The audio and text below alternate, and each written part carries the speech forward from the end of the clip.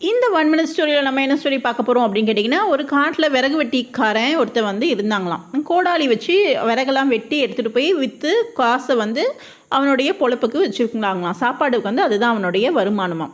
அப்போ ஒரு நாள் வந்து என்ன ஆச்சுன்னு பார்த்தீங்கன்னா, விறகு வெட்டுறவன் வந்து கோடாலியை வந்து தொலைச்சிட்டானா. எப்படி காணாமல் போச்சுன்னே தெரியலையா. அப்போ அந்த சாமி கிட்ட மேலே பார்த்து, ஐயோ சாமி எப்படியாவது என்னுடைய கோடாலியை கண்டுபிடிச்சி விட்டு, இதுதான் என்னுடைய பொழப்பு, என்னுடைய சாப்பாடு வயிற்று பொழப்புக்கு நான் என்ன பண்ணுவேன் அப்படின்னு சொல்லி கேட்குறானா.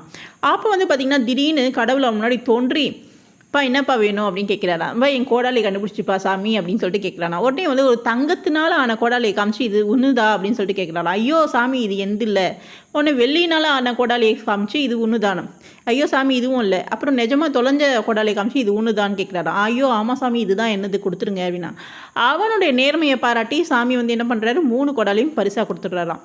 அவன் ரொம்ப சந்தோஷப்படுறான். இதுலேருந்து நம்ம என்ன தெரிஞ்சுக்கிறோன்னா, நம்மளுடைய பொருளுக்கு மட்டும்தாங்க நம்ம ஆசைப்படணும். ஆசைப்பட்ட